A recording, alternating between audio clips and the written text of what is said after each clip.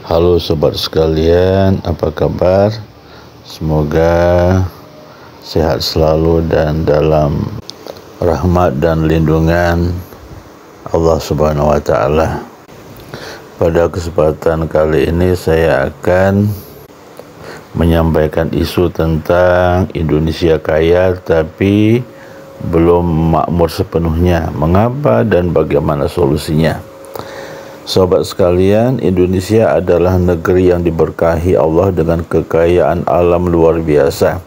Dari Sabang sampai Merauke terbentang emas, batu bara, minyak, gas, hutan, dan laut yang luas.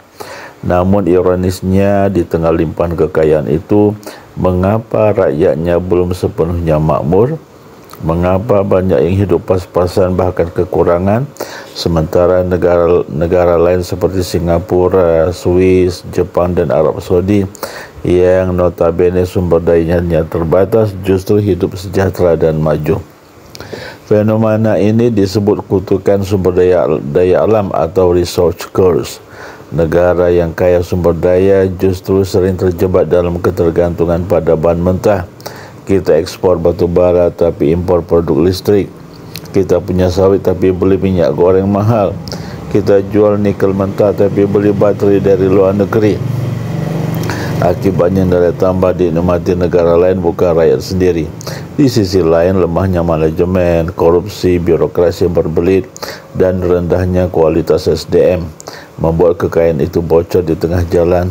Maka yang kaya semakin kaya dan yang miskin tetap tertinggal. Sobatku, lihatlah Jepang, Singapura, dan Swiss. Mereka tidak memiliki sumber daya alam besar tapi memiliki sumber daya manusia yang unggul. Rakyatnya disiplin, jujur, rajin, dan berorientasi kualitas. Pemerintahnya bersih dan efisien. Pendidikan mereka menanamkan karakter, etos kerja, dan kecintaan pada bangsa. Inilah kuncinya, manusia yang berkarakter dan berkompeten lebih berharga dari emas dan minyak. Maka Indonesia butuh perubahan besar. Pertama, revolusi mental dan pendidikan karakter, membentuk generasi jujur, disiplin, tangguh, dan kreatif, menjadi manusia yang beriman, bertakwa, dan berakhlak mulia. Yang kedua, hilirisasi dan industrialisasi.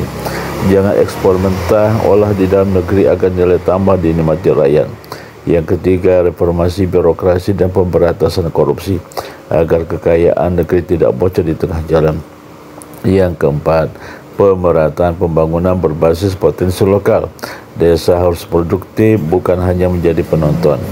Dan kelima, pemerintahan yang bersih, transparan, dan berkeadilan, karena keadilan adalah pondasi kemakmuran sejati. Indonesia tidak akan makmur hanya karena emas, minyak, dan batu baranya, tapi karena rakyatnya jujur, bekerja keras, berilmu, dan cinta tanah air.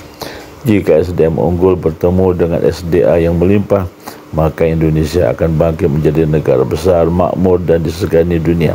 Karena sejatinya kemakmuran bukan terletak pada kekayaan alam, tapi pada kekayaan manusia yang mengelolanya. Bangkitlah Indonesia, saatnya kita menjadi tuan di negeri sendiri. Assalamualaikum warahmatullahi wabarakatuh.